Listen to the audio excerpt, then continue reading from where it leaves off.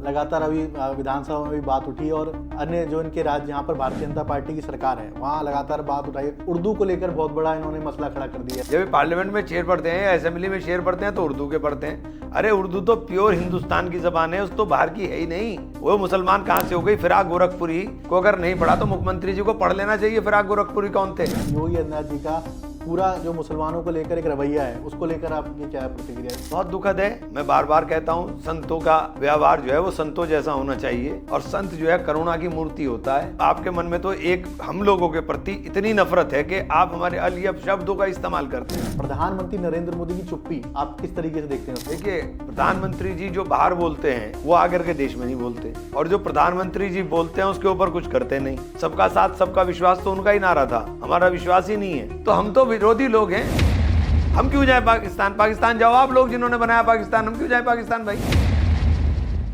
साथियों नमस्कार। आज हमारे साथ जो मेहमान हैं वो किसी पहचान के मोहताज नहीं हैं, सांसद इमरान मसूद जी। बहुत बहुत स्वागत है सांसद साहब। एक तो सबसे पहले बहुत बहुत बधाई, आप सहारनपुर से जीत के आए और तमाम जो गरीब कमेरे की आवाज़ संसद के अंदर गूंज रही है, सब लोग उसको सुन रहे हैं। सबसे मैं यही कहना चाहूँगा, आप जिस तरीके से सहारनपुर से चुन के आए और प्रियंका जी का तमाम आशीर्वाद आपके साथ रहे। देश के अंदर जिस तरह की सांप्रदायिक राजनीति लगातार फैल रही है और उसको लेकर अलग अलग नफरती बयान, चाहे वो भारतीय जनता पार्टी के मंत्री के हों या अब मैं कहूँ कैबिनेट मंत्रियों के बयान, उसको लेकर आप कहेंगे सांप्रदायिक राजनीति देश के अंदर जो फैल रही है उसको लेकर आपकी क्या राय है? देखिए, देश के लिए घातक है। देश के अंदर रहने वाले इतने बड़े समुदाय को नफरत का आधार बना दिया जाएगा तो आने वाले वक्त में इसका नुकसान देश को होगा। इतनी बड़ी आबादी मुसलमान की हिंदुस्तान के अंदर रहती है, आप 24 घंटे उसके खिलाफ नफरत बोल रहे हो, तो आप इतनी बड़ी आबादी को ये रास्ता बता दो कि इनको करना क्या है। कभी आप इनके लिए कठमुल्लाओं का इस्तेमाल करेंगे, कभी आप इनके लिए कोई और लफ्ज़ों का इस्तेमाल करेंगे, कभी कोई और इतिहास को तोड़ मरोड़ करके आप पेश करेंगे। इतिहास को आप बताना नहीं चाहते, जो इतिहास है उसको बिल्कुल उल्टा अपने हिसाब से आप इंटरप्रेट करेंगे। तो देश में जो कुछ हो रहा है ये देश के लिए घातक है। इतने बड़े समुदाय को ना निकाला जा सकता, ना ही कहीं दुनिया में जा सकता, लेकिन अगर ये मुख्य धारा से हटा या मुख्य धारा के साइड लाइन हुआ तो ये देश के अंदर अराजकता का माहौल होगा। इसमें देश के अंदर, मैं ये बात कहते हुए मुझे कोई शक व शुबा नहीं है कि आप इतने बड़े समुदाय को नेगलेक्ट कर करके, या इतने बड़े समुदाय को एक तरफ आप कहते हैं कि एक हाथ में कुरान हो और एक हाथ में लैपटॉप हो। आप लैपटॉप तो छीनने की बात कर रहे हो, कुरान के ऊपर दुनिया भर की बातें, आप नाउज़ुबिल्लाह के मदरसों के ऊपर आपके बयान इस तरह के आते हैं। मुझे नहीं समझ में आता कौन सा विश्वविद्यालय ऐसा है जो हमारे बयान ये दे रहे हैं कि साहब वैज्ञानिक और ये पढ़ने चाहिए। तो जहाँ धार्मिक शिक्षा हो रही हो वहाँ से कोई वैज्ञानिक, कोई डॉक्टर, कोई जज, कोई निकला हो तो वो पता चल जाए, तो इसी तरह के पैटर्न उधर भी शुरू हो जाए। तो ऐसे ऐसे बातें आप कर रहे हो। हुड़दंगों की कि हुड़दंगी का बता दिया कि साहब हुड़दंग जो है रमज़ान के अंदर हुड़दंग न मचाए। रमज़ान में तो इबादत करता है आदमी, रोज़े रखता है, कहाँ हुड़दंग मचाता है? लगातार अभी विधानसभा में भी बात उठी और अन्य जो इनके राज्य जहाँ पर भारतीय जनता पार्टी की सरकार है वहाँ लगातार बात उठाई। उर्दू को लेकर बहुत बड़ा इन्होंने मसला खड़ा कर दिया है, जबकि लेकिन इनको पता ही नहीं है। जब ये पार्लियामेंट में शेर पढ़ते हैं तो उर्दू के पढ़ते हैं। जब ये पार्लियामेंट में शेर पढ़ते हैं या असेंबली में शेर पढ़ते हैं तो उर्दू के पढ़ते हैं। अरे उर्दू तो प्योर हिंदुस्तान की जबान है, उस तो बाहर की है ही नहीं। वो मुसलमान कहाँ से हो गई? फिराक गोरखपुरी को अगर नहीं पढ़ा तो मुख्यमंत्री जी को पढ़ लेना चाहिए। फिराक गोरखपुरी कौन थे? उनको पढ़ना चाहिए। लगातार इस तरीके के सवाल और मतलब पूछने आप उत्तर प्रदेश से आते हैं और योगी आदित्यनाथ जी का पूरा जो मुसलमानों को लेकर एक रवैया है उसको लेकर आपकी क्या प्रतिक्रिया है? बहुत दुखद है। मैं बार बार कहता हूँ, संतों का व्यवहार जो है वो संतों जैसा होना चाहिए और संत जो है करुणा की मूर्ति होता है। आपके लिए तो, आपके मन में तो एक हम लोगों के प्रति इतनी नफरत है कि आप हमारे अलियफ शब्दों का इस्तेमाल करते हैं। आप मुख्यमंत्री हैं, आप संवैधानिक पद पे बैठे हुए हैं, तो संवैधानिक पद पे बैठे हुए व्यक्ति को अपने पद की मर्यादा का और मान का भी, प्रतिष्ठा का भी ख्याल रखना चाहिए। सदन के अंदर कठमुल्ला ऐसे शब्दों का इस्तेमाल करते हैं। ये मुझे बता दिए इसके मायने क्या हैं? इसके मायने क्या हैं? आप क्यों बोल रहे हो? ये इनकी पूरी जो राजनीति है, जिस तरीके से आप देखें उत्तर प्रदेश हो या इनके टी राजा वगैरह जितने नफरती बयान देते हैं, इसको लेकर जब हम बात करते हैं मॉब लिंचिंग की या देश में बढ़ रहे अत्याचार को, उस पर प्रधानमंत्री नरेंद्र मोदी की चुप्पी वो कहाँ तक सही है या क्या आप किस तरीके से देखते हैं उसको? देखिए, दोनों चीज़ें बिल्कुल अलग अलग हैं। प्रधानमंत्री जी जो बाहर बोलते हैं वो आकर के देश में नहीं बोलते, और जो प्रधानमंत्री जी बोलते हैं उसके ऊपर कुछ करते नहीं। सबका साथ सबका विश्वास तो उनका ही नारा था, हमारा विश्वास ही नहीं है। हमसे तो रोज़ सवाल पूछा जाता है लगातार सवाल पूछे जाते हैं कि बार बार। मैं एक बहुत ही उस जैसे ट्विटर पर सक्रिय रहते हैं, आप भी देखते होंगे, जो इन्फ्लुएंसर हैं जो लगातार दलित, पिछड़े, अल्पसंख्यक समाज की बात कर रहे हैं, उनको ट्रोल करने के लिए लगातार आप देखेंगे मुसलमान समाज के कई जो ट्विटर पर इन्फ्लुएंसर, उनको तुरंत कह दिया जाता है कि पाकिस्तान चले जाओ। इनको जो बढ़ावा मिल रहा है या किस तरीके की राजनीति नहीं नहीं, हम पाकिस्तान क्यों चले जाएं? 2 मिनट में हमारे बताइए, हम पाकिस्तान क्यों चले जाएं? आप चले जाओ ना पाकिस्तान, जो हमें भेज रहे हो पाकिस्तान। तुम्हें हमें निकालने का शौक हो रहा है तो तुम निकल जाओ देश से भाई। हम क्यों चले जाएं पाकिस्तान? हमारे आबा अजदाद ने इस देश की जंग आज़ादी की लड़ाई लड़ी और लड़ाई लड़ करके यहाँ पर देश को आज़ाद कराया। इस विचारधारा का कोई आदमी बताओ जिसने इंजेक्शन से भी खून दिया हो? आपके पास तो इतिहास ही नहीं है, इसलिए आप परेशान हो, क्योंकि आपके पास आदमी नहीं है कि कौन आदमी, आपका कोई आदमी इस विचारधारा का बताओ जिसने दिया हो। आपने मुस्लिम लीग के साथ समझौते करके सरकारें बनाई, आपने मुस्लिम लीग के साथ पैक्ट किया। 2 राष्ट्र जो 2 नेशन थ्योरी थी वो आपकी विचारधारा से उत्पन्न हुई, मुस्लिम लीग से उत्पन्न हुई। तो हम तो विरोधी लोग हैं, हम क्यों जाए पाकिस्तान? पाकिस्तान जाओ आप लोग जिन्होंने बनाया पाकिस्तान, हम क्यों जाए पाकिस्तान भाई? अब मैं बात करूं उत्तर प्रदेश की राजनीति की, तो लगातार आप देखेंगे बहुजन समाज पार्टी पश्चिमी उत्तर प्रदेश जहां से आप आते हैं, वो वहां पर एक बड़ा जनाधार रखती थी और अभी भी कुछ क्षेत्र में लगातार रखती है। तो बहुजन समाज पार्टी की जो सुप्रीमो है बहन मायावती जी ने राहुल गांधी जी पर एक बयान दिया कि राहुल गांधी का बसपा हमारे साथ लड़ती तो शायद हम जीत जाते।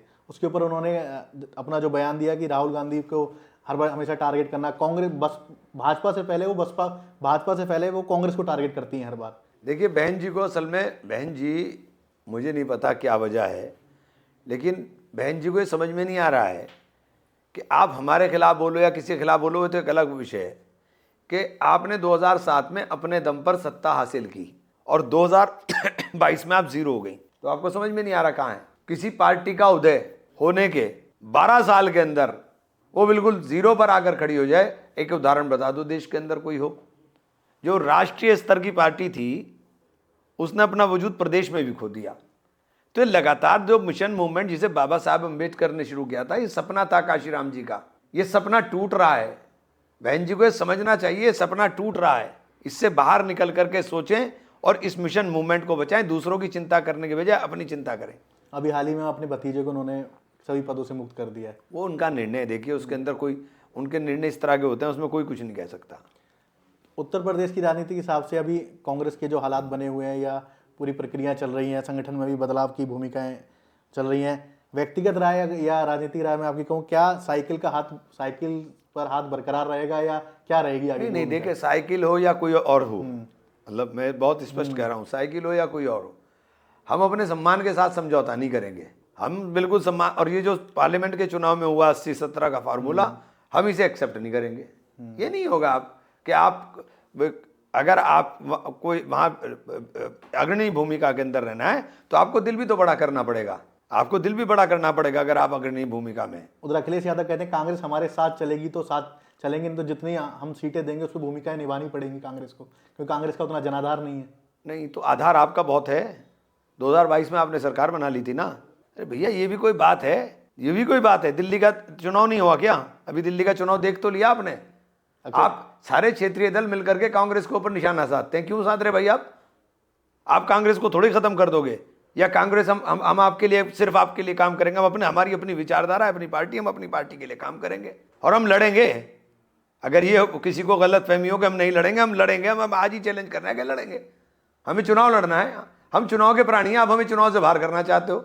हम तो चुनाव लड़ेंगे, मुझे और का तो पता नहीं, लेकिन सहारनपुर की 7 सीट लड़ेंगे हम, मुझे पता है इतना। यूपी एक बड़ा राज्य है, कांग्रेस 1987 के बाद यूपी में उभर नहीं पाई, आप उपाध्यक्ष भी रहे, तो कांग्रेस की आगे की रणनीति क्या रहने वाली है उत्तर प्रदेश के अंदर?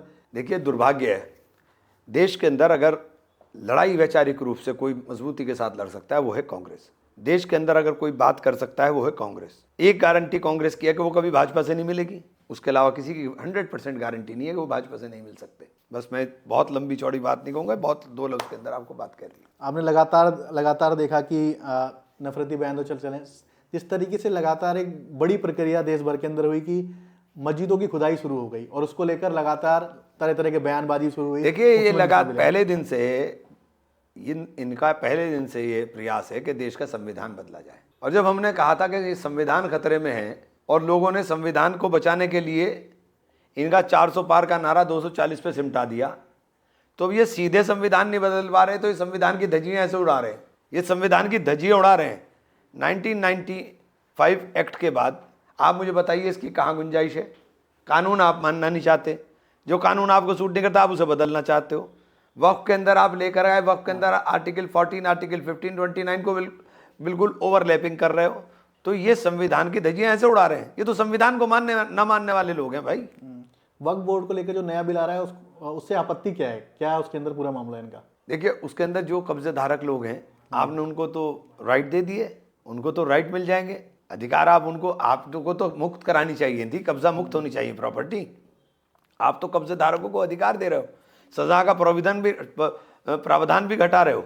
तो ये सारी चीजें हैं। और नैरेटिव, एक झूठा नैरेटिव बनाया जाता है कि वक्फ बोर्ड के बाद असीम शक्तियां थी। अगर असीम शक्तियां थी तो उसकी सारी प्रॉपर्टी बर्बाद क्यों हो गई?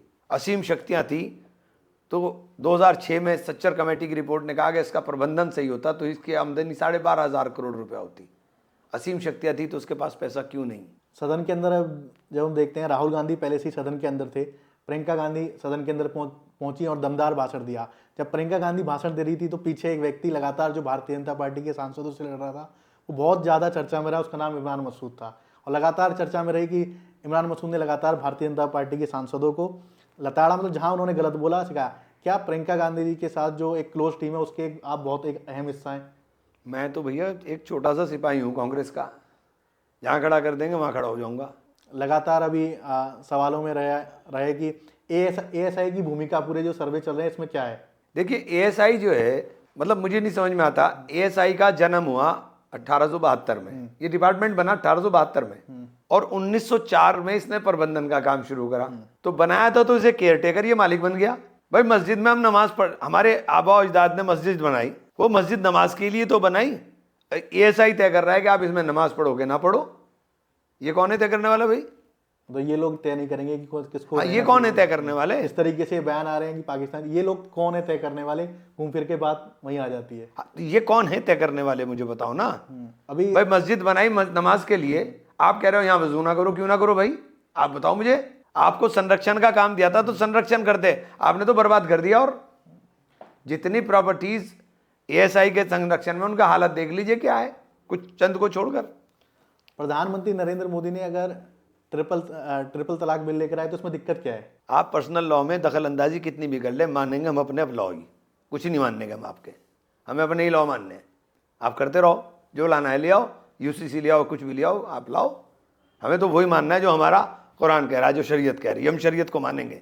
मैंने देखा है जब ईडी की रेड हो या सीबीआई के, अभी चाहे वो अमानतुल्ला खान हो या तमाम जो मुस्लिम नेताओं पर ज़्यादातर जब उन एरियो में टीम सर्वे के लिए जाती है, या तो पत्थरबाजी की खबरें बार बार आ जाती हैं, तो वो जुलूस या इस तरीके की खबरें मीडिया में दिखाते हैं। गोदी मीडिया का क्या रोल पूरे उसमें? ये ऐसा है, देश का पूरा मीडिया तो बिक गया भाई, कुछ ही लोग तो बचे हैं, सारे बिक गए।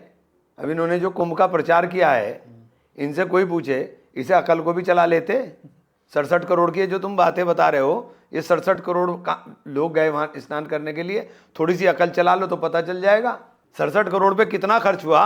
उसको जस्टिफाई करने के लिए सारा तमाशा हो रहा है। करो, देश में चल रहा है तमाशा, करो तमाशा, आप भी करो। अभी तक आंकड़े जारी नहीं किए गए।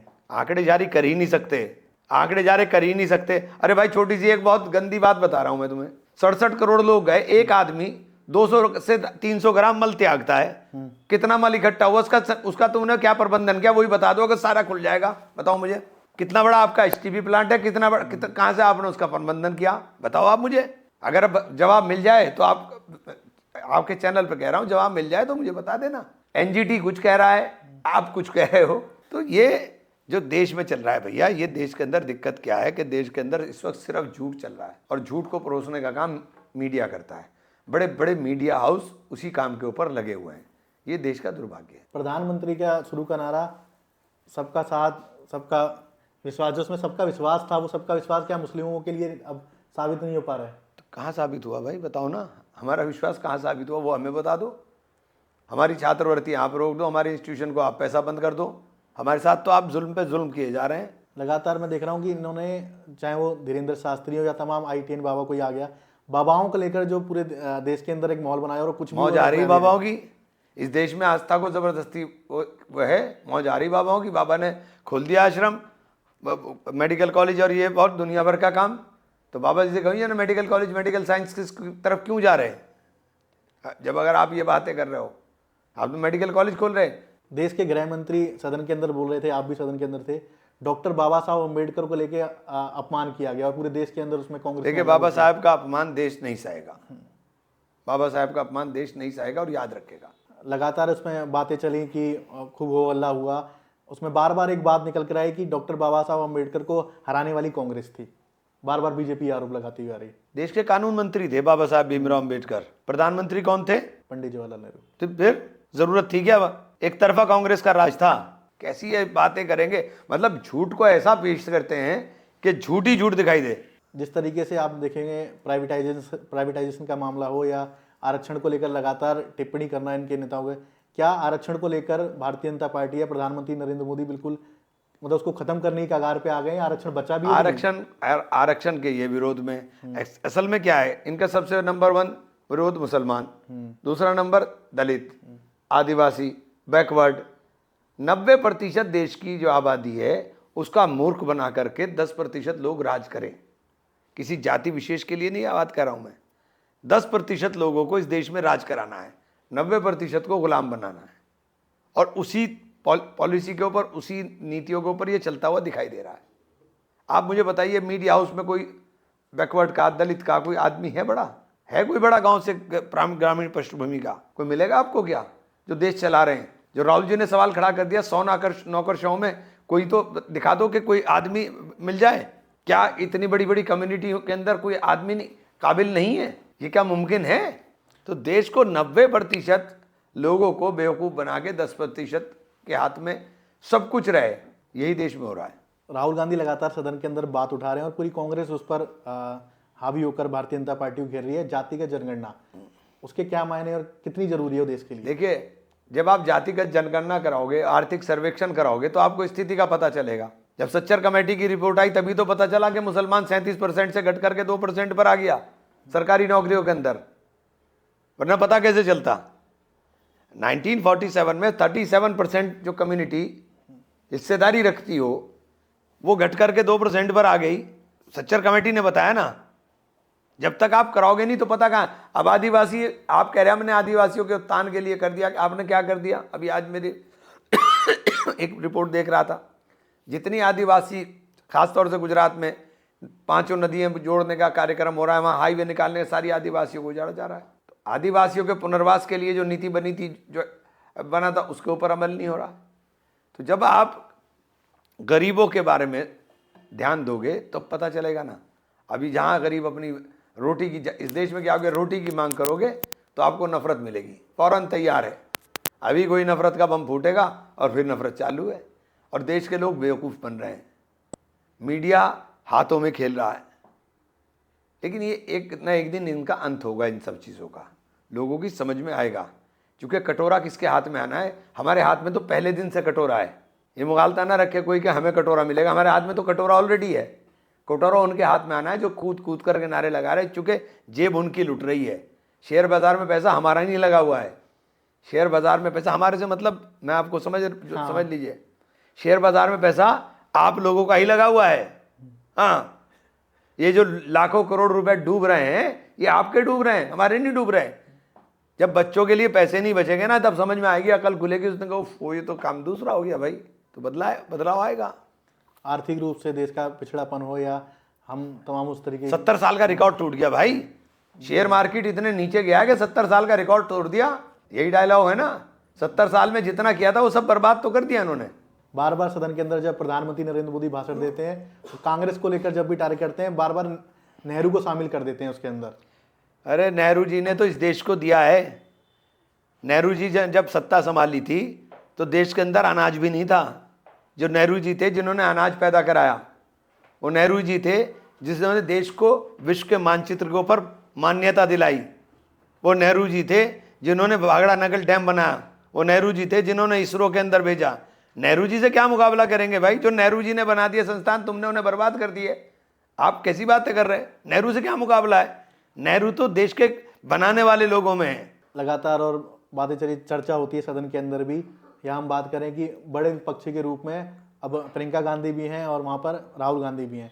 उत्तर प्रदेश के अंदर जब हम लोग तमाम बड़े स्तर पर कांग्रेस चुनाव लड़ी या ज़्यादातर सीटों पे 90% सीटों पे 5,000 वोटों का विधानसभा चुनाव, तो प्रियंका गांधी के नेतृत्व में चुनाव लड़ा गया, उसके बावजूद भी ये हालात रहे। देखिए, परिस्थितियां अलग होती हैं। 2022 की परिस्थिति बिल्कुल अलग थी। लोगों में एक जुनून था कि समाजवादी पार्टी को सरकार बनानी है, और अखिलेश जी चुनाव से पहले ही मुख्यमंत्री बन गए थे, और वही उनका सबसे बड़े हार का कारण रहा। मुझे भी धकेआ के लोग समाजवादी पार्टी में ले गए थे, वो अलग विषय है मेरे साथ क्या हुआ, लेकिन धकेआ के ले गए थे मुझे। वो परिस्थितियां ऐसी थी कि उस वक्त कोई सुन ही नहीं रहा था। हमने बहुत समझाने की कोशिश की, बताने की, लेकिन हमें धकेआ दिया था। तो उस परिस्थिति को आज के साथ ना तोड़ लें। 2024 का पूरा इलेक्शन राहुल जी के साथ था।